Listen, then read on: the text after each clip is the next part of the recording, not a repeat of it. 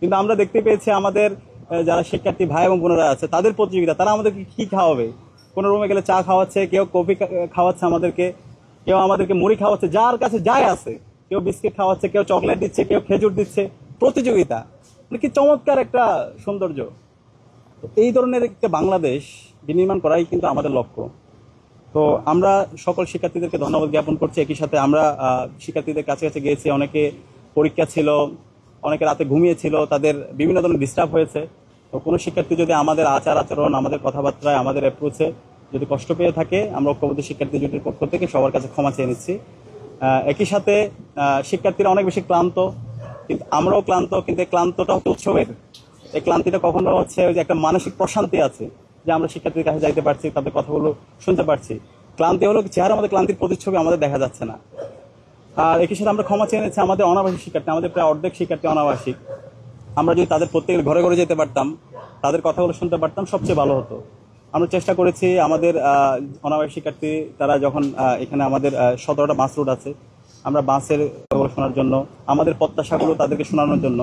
তো অনেক শিক্ষার্থীদের কাছে আমরা সরাসরি রিচ করতে পারিনি। তো আমরা যাদের কাছে রিচ করতে পারিনি ইন পার্সন, আমরা তাদের কাছে ক্ষমা চাচ্ছি। আমরা আশা রাখছি তাদের, আমাদের ঐক্যবদ্ধ যে শিক্ষার্থী জোট, সেই শিক্ষার্থী জোটের আমাদের মূল কথা হচ্ছে শিক্ষার্থীদের কথায় আমাদের কথা, শিক্ষার্থীদের ভয়েসে আমাদের ভয়েস, শিক্ষার্থীদের আকাঙ্ক্ষায় আমাদের আকাঙ্ক্ষা। সুতরাং তাদের যখনই যা তাদের পরামর্শ হিসাবে থাকবে আমাদের প্রতি, তারা আমাদেরকে পরামর্শ দিলে আমরা আমাদের জায়গা থেকে তাদের যে আকাঙ্ক্ষা, তাদের যে প্রত্যাশা, সেটা আমাদের এজেন্ডাভুক্ত করব। এবং ইতিমধ্যে আমরা যে ইশতেহার ঘোষণা করেছি সেটা দেখতে পেয়েছেন, সেই ইশতেহারে আমরা শিক্ষার্থীদের আকাঙ্ক্ষার কথাগুলো আমরা নিয়ে আসার চেষ্টা করেছি।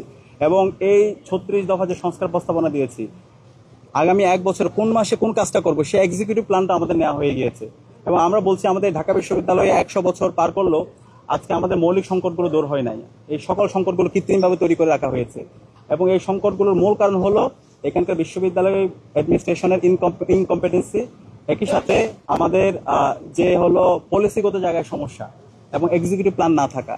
তো আমরা যখন শিক্ষার্থীদের ম্যান্ডেট পেয়ে তাদের প্রতিনিধিত্ব করার সুযোগ পাবো, সবার আগে আমরা আমাদের পলিসিগত জায়গায় আমরা রিফর্ম আনবো এবং আমাদের এক্সিকিউটিভ প্ল্যানগুলো আমরা ঠিক করবো। একই সাথে আমাদের বিশ্ববিদ্যালয়কে আমরা বলছি, এই বিশ্ববিদ্যালয়ের মূল কাজ থেকে আজকে আমরা অনেক দূরে সরে গেছি। বিশ্ববিদ্যালয়ের এত বেশি আমরা পলিটিসাইজ করে ফেলেছি, পলিটিক্স ছাড়া আমরা আর কোনো কিছু ভাবতে পারি না। কিন্তু অবশ্য পলিটিক্স লাগবে, আমার রাজনৈতিক অর্জন অনেক আছে এবং রাজনৈতিক অর্জনকে অবশ্যই আমরা গ্লোরিফাই করব। একই সাথে বিশ্ববিদ্যালয়ের যে মূল কাজ, বিশ্ববিদ্যালয়ের মূল কাজ হচ্ছে জ্ঞান অর্জন করা, নতুন নতুন জ্ঞান নিয়ে আসা এবং শিক্ষার্থীদের জ্ঞান অর্জন উদ্বুদ্ধ করা। সেই ধরনের একটা একাডেমিক যদি এনভায়রনমেন্ট আমি যদি এনশিওর করতে না পারি, তাহলে আমরা বর্তমান বিশ্বে থেকে অনেক দূরে সরে যাব। সুতরাং বিশ্বের সাথে যদি আমি তাল মিলতে চাই, সারা বিশ্বে যদি আমরা নেতৃত্ব দিতে চাই, অবশ্যই আমাদেরকে একাডেমিক্যালি অনেক বেশি সাউন্ড হতে হবে এবং আমাদের ঢাকা বিশ্ববিদ্যালয়কে একটা পূর্ণাঙ্গ একাডেমিক ইনস্টিটিউট হিসেবে গড়ে তুলতে হবে। এবং সেই একাডেমিক ইনস্টিটিউট হিসেবে গড়ে তোলার জন্য আমরা ইতিমধ্যে আমাদের প্রস্তাবনা দিয়েছি। আমরা বলেছি আমাদের এখানকার শিক্ষক যে নিয়োগ প্রক্রিয়া আছে, সেই নিয়োগ প্রক্রিয়াটাকে পরিবর্তন করতে হবে, এখানে মেরিটোক্রেসির ভিত্তিতে নিয়োগ হতে হবে। এবং শিক্ষকদের যে প্রমোশন, সেই প্রমোশনটা অবশ্যই আমাদের শিক্ষকদের একাডেমিক এক্সিলেন্সির মাধ্যমে, তাদের গবেষণার ভিত্তিতে সেটা প্রমোশনগুলো হইতে হবে। এবং একই সাথে শিক্ষার্থীদের যে হচ্ছে মূল্যায়ন, আমাদের এই বিশ্ববিদ্যালয়ে আমরা শিক্ষকদেরকে মূল্যায়ন করতে পারি না। আমরা বলছি আমাদের এই যে হচ্ছে আমরা শিক্ষার্থীদের ম্যান্ডেট পেয়ে যখন তাদের প্রতিনিধিত্ব করার সুযোগ পাবো, আমরা শিক্ষক মূল্যায়ন পদ্ধতি চালু করব, যেখানে শিক্ষকদের আমরা মূল্যায়ন করতে পারবো এবং এই মূল্যায়নের মাধ্যমে শিক্ষকদের প্রমোশনে এটা একটা গুরুত্বপূর্ণ উপাদান হিসাবে কাজ করবে। একই সাথে আমাদের বিশ্ববিদ্যালয়ে যদি দেখি, বিশ্ববিদ্যালয়ের গবেষণায় সবচেয়ে বাজে অবস্থা। সেই গবেষণা বাজেট বাড়ানো, আমাদের যে লাইব্রেরি অবস্থা, আমাদের অনেকগুলো লাইব্রেরি আছে, সেন্ট্রাল লাইব্রেরি, ই লাইব্রেরি খুবই জীর্ণ অবস্থায়, ই লাইব্রেরি দীর্ঘদিন ধরে বন্ধ অবস্থায় আছে। এই লাইব্রেরি ফেসিলিটিস বাড়ানো, একই সাথে আমাদের যে আবাসন সংকট, সে আবাসন সংকট, খাদ্যের নিরাপত্তা, অনিরাপত্তা, স্বাস্থ্যের অনিরাপত্তা এবং সবচেয়ে দুর্ভাগ্যের বিষয় আমাদের বোনদের জন্য অনিরাপদ ক্যাম্পাস। তো সেই জায়গায় আমরা বলছি আমাদের বোনদের জন্য, আমাদের নারীদের জন্য নিরাপদ ক্যাম্পাস গড়ার আগ পর্যন্ত আমরা থামবো না, আমরা আমাদের লড়াই চালিয়ে যাব। এবং সেই ক্ষেত্রে আমাদের রুটম্যাপ কী হবে সেটাও আমরা ইতিমধ্যে স্পষ্ট ক্লিয়ার করেছি। তো আমরা আশা করছি শিক্ষার্থীরা, ঐক্যবদ্ধ শিক্ষার্থী জোটের পক্ষ থেকে আমরা যে ইশতেহার দিয়েছি এবং আমরা যে প্রস্তাবনাগুলো দিয়েছি, আমরা প্রত্যেকটাই বাস্তব উপযোগী এবং এক্সিকিউটিভ প্ল্যান আমরা ইতিমধ্যে হাজির করেছি। শিক্ষার্থীরা গত 1 বছর জুড়ে আমরা যে শিক্ষার্থী বান্ধব এবং ছাত্র বান্ধব কাজ করেছি এবং শিক্ষার্থীরা আমাদের যে সততা, আমাদের যে দক্ষতা, আমাদের যে নেতৃত্বের গুণাবলী, সেটার উপর ইতিমধ্যে তারা আস্থা রেখেছে। আমরা যেখানে গিয়েছি তাদের স্বতঃস্ফূর্ত আমরা রেসপন্স দেখতে পেয়েছি। আমরা বলছি আমরা বাংলাদেশে জুলাই বিপ্লব পরবর্তী নতুন ছাত্র রাজনীতি বিনির্মাণ করতে চাই এবং ছাত্র রাজনীতি হবে মার্কেট প্লেস অফ আইডিয়া। আমরা আইডিয়া নিয়ে যাব, আমাদের মধ্যে পলিসি ডায়ালগ হবে, ডিবেট হবে, আমাদের মধ্যে মেধার প্রতিযোগিতা হবে। তো সেই ধরনের রাজনীতি আমরা 1 বছর জুড়ে আমরা প্রমাণ করে দেখিয়েছি। এবং আপনারা যদি আমাদের জোটের দিকে খেয়াল করেন, এখানে আমরা বৈচিত্র্যের মধ্যে ঐক্য নিয়ে আসার চেষ্টা করেছি। আমি যদি বলি, আমার পাশে যে আছে এস এম ফরহাদ, সে এস এম ফরহাদ একই সাথে একজন বাংলাদেশের ভালো বিতার্কিক, একই সাথে তার ডিপার্টমেন্টে ভালো পজিশন আছে, ক্যাম্পাসে দীর্ঘদিন ধরে অ্যাক্টিভিজমের সাথে জড়িত আছে। মহিউদ্দিনের কথা যদি বলি, আমাদের এজিএস প্রার্থী, সে একই সাথে তার অনার্স এবং মাস্টার্স দুটোতে ফার্স্ট হয়েছে, একই সাথে দীর্ঘদিন ধরে ক্যাম্পাসে অ্যাক্টিভিজমের সাথে জড়িত আছে। তো আমরা বলছি আমাদের রাজনীতি এবং আমাদের একাডেমিয়া দুইটার মধ্যে ব্যালেন্স করতে হবে।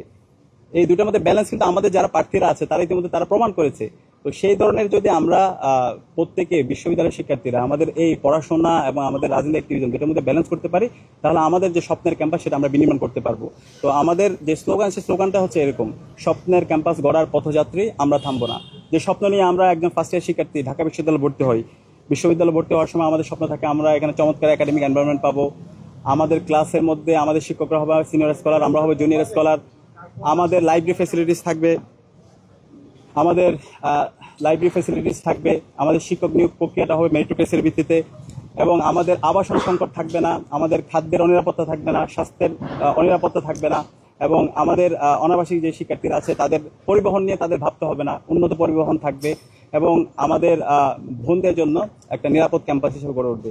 তো সেই ধরনের একটি স্বপ্নের ক্যাম্পাস বিনির্মাণ না হওয়ার আগ পর্যন্ত আমরা থামবো না, আমরা আমাদের লড়াই চালিয়ে যাবো ইনশাআল্লাহ। আমি ঢাকা বিশ্ববিদ্যালয়ের সকল শিক্ষার্থী ভাই বোনদেরকে অনুরোধ করব, আসন্ন ডাকসু নির্বাচনে আমরা দেখতে পাচ্ছি বিভিন্নভাবে নির্বাচনে ভয়ভীতিকর পরিস্থিতি তৈরি করার জন্য বিভিন্ন পক্ষ চেষ্টা করছে। এলাকা থেকে বিভিন্নভাবে ফোন দিয়ে হুমকি দেওয়া হচ্ছে অথবা জোর জবরদস্তি করা হচ্ছে পরিবারকে।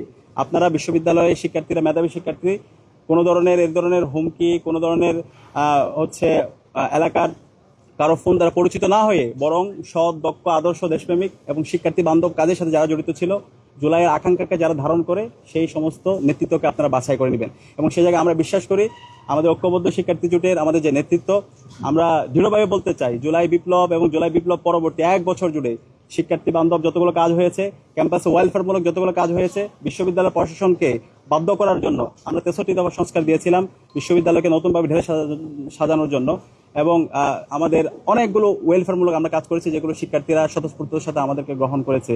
এবং একই সাথে জুলাইয়ের আকাঙ্ক্ষাকে ধারণ করে, শহীদদের আকাঙ্ক্ষাকে ধারণ করে আমরা অসংখ্য কালচারাল প্রোগ্রাম করেছি, প্রদর্শনী করেছি, শহীদ পরিবারের কাছে গিয়েছি এবং আহত পরিবারের কাছে গিয়েছি, তাদের ট্রিটমেন্টের জন্য আমরা কাজ করেছি।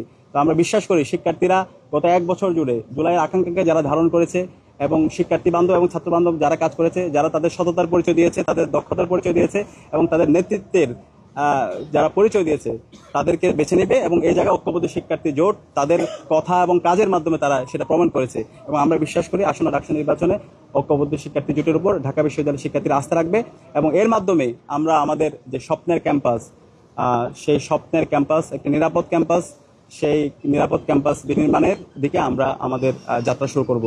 তো আমরা আমাদের স্লোগানটি আমি আবার বলে আমি আমার কথা শেষ করছি: স্বপ্নের ক্যাম্পাস গড়ার পথযাত্রী, আমরা থামবো না। আমরা আমাদের বিশ্ববিদ্যালয়কে আমাদের একাডেমিক এক্সেলেন্সির মাধ্যমে, একটা পূর্ণাঙ্গ একাডেমিক ইনস্টিটিউট বিনির্মাণের মাধ্যমে, আমাদের আবাসন সংকট দূর করার মাধ্যমে, খাদ্যের নিরাপত্তা, স্বাস্থ্যের নিরাপত্তা এবং আমাদের নারীদের জন্য একটা নিরাপদ ক্যাম্পাস বিনির্মাণ মাধ্যমে আমরা আমাদের এই যাত্রা বিনির্মাণ করব। এবং এই যাত্রা পূর্ণাঙ্গ না হওয়ার পর্যন্ত আমরা থামবো না, আমরা আমাদের লড়াই চালিয়ে যাব। সবাইকে অসংখ্য ধন্যবাদ।